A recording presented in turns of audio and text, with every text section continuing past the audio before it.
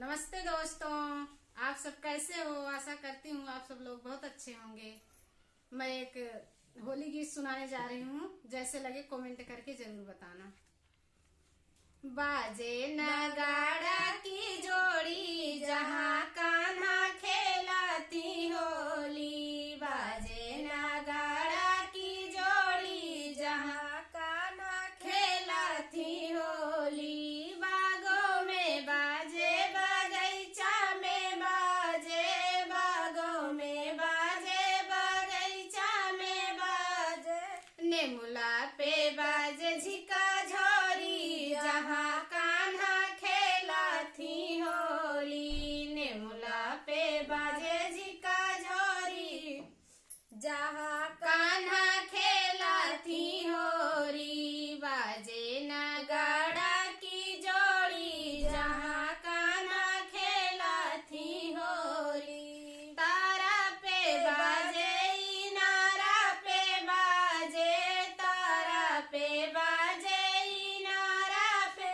बाजे, घाटों पे बाजे झिका झोरी जहाँ कान्हा खेलाती होरी, घाटों पे बाजे झिका झोरी जहाँ कान्हा खेलाती होली। बाजे नगाड़ा की जोड़ी जहाँ कान्हा खेलाती होली। महलों पे बाजे दू महलों पे बाजे, महलों पे बाजे दू महलों पे बाजे, खिड़की के बाजे झिका झोरी जहाँ कान्हा खेलाती होली, खिड़की के बाजे झिका झोरी जहाँ कान्हा खेलाती होली। बाजे नगाड़ा की जोड़ी जहाँ कान्हा खेलाती होली, बाजे नगाड़ा की जोड़ी जहाँ कान्हा खेलाती होली। सेजो पे बाजे सुपेती पे